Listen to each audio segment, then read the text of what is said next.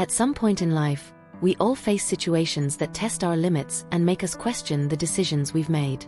This is the story of how an innocent night out with friends transformed my life in a way I never could have imagined. What started as an ordinary evening ended up leading me to question my marriage, my happiness, and everything I thought I had under control.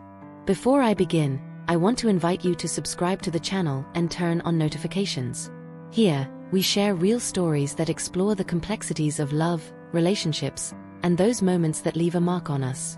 Let's embark together on this intense journey of emotions and tough decisions. Now, without further ado, let's get to the important part.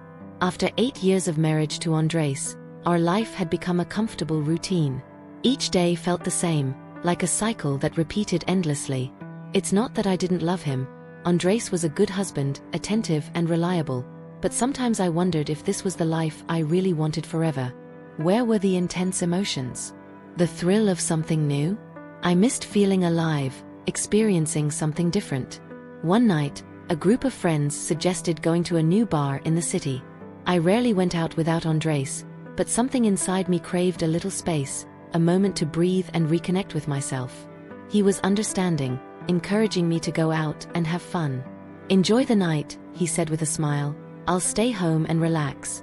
Little did I know, that night would change everything. The bar was packed. The loud music, the vibrant lights, and the energy in the air were contagious.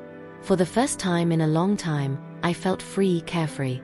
Conversations flowed with laughter, and drinks kept coming. It was exactly what I needed, until I saw him. He wasn't part of my friend group, but he had come with a friend of a friend. Tall, confident, with a seductive smile and a gaze that seemed to penetrate my soul. Something inside me awakened. We started talking, and the connection was instant. It was as if he knew exactly what to say to make me laugh, to make me feel alive. For a moment, I forgot everything, the routine, Andres, the life that felt so predictable. With every drink, the attraction between us grew, and the flirting became bolder. I knew I was stepping into dangerous territory, but I couldn't stop. As the night wore on, the bar began to empty. My friends trickled out one by one, but I stayed. Just him and me. I didn't want that feeling of novelty to end. He looked into my eyes, and with a soft voice, suggested we go to his apartment, where we could continue the conversation in private. I knew exactly what that meant, and I also knew I was about to cross a line I couldn't come back from. My heart raced, adrenaline coursed through my veins, and the temptation was too strong. In his apartment, the tension between us was palpable. Our gazes locked, and in an instant, everything else disappeared.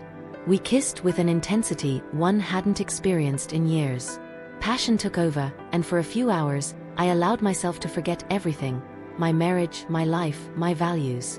Only the present mattered. But when the night finally came to an end and the heat of the moment faded, reality hit me like a hammer. I had betrayed Andres.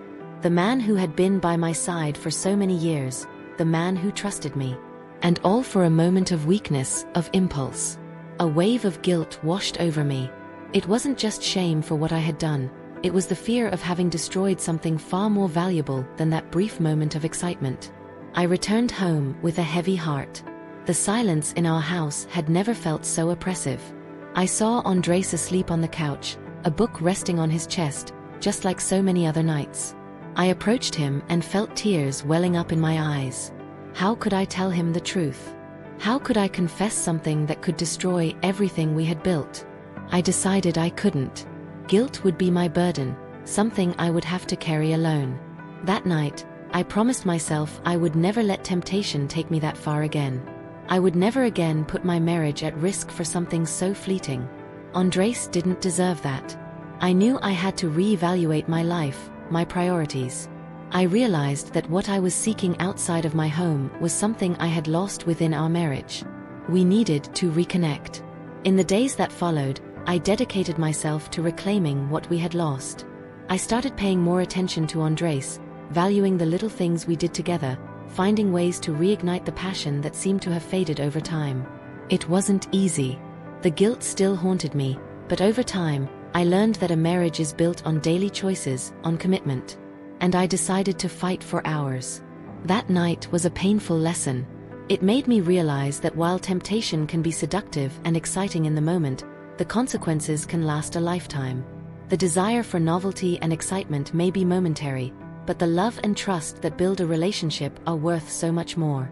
Today, I am more committed than ever to making my marriage work. It's not easy, and there are still moments when guilt resurfaces, but I choose every day to dedicate myself to the love that Andres and I share.